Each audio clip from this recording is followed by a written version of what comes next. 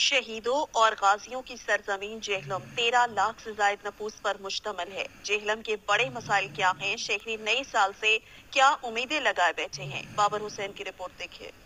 शहीदों और गाजियों की सरजमीन जेहलम 13 लाख से जायद नफूस पर मुश्तमिल एक आबादी है। 2023 अपने इख्तिताम की तरफ गामजन है और 2024 में जेहलम के शहरी क्या उम्मीद लगाए बैठे हैं और जेहलम के क्या क्या मसाइल हैं, वो कुछ यूँ बयान कर रहे हैं। 2023 को छोड़े, उससे पीछे भी चले जाएं तो वही मसाइल हैं जो अब भी जारी है सारी।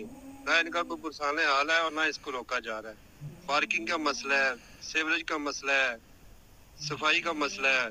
उसके अलावा यहाँ पे पार्क जो है वो भी सारे वीरान पड़े हुए हैं। मैदान जो एक बना था यहाँ पे म्यूनसिपल कमेटी वालों ने बनाया था स्टेडियम, वो भी इसी तरह वीरान पड़ा हुआ है। और 2024 में जो 23 में इन्होंने किया मुलाकात, वो भी वही 24 में होगा।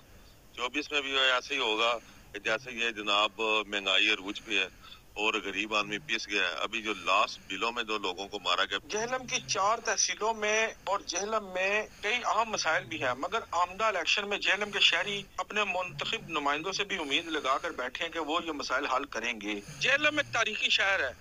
13 लाख नफूस पर मुश्तमिल ये शहर अपने आने वाले उम्मीदवारों को अपने मसाइल बता रहा है। अब ये उन पर मुनस्सर है कि इन मसाइल को हल करने के लिए वो 2024 में वो इकदाम करेंगे। कैमरामैन हसनैन अली के साथ बाबर हुसैन, ब्यूरो चीफ सच न्यूज, जेहलम।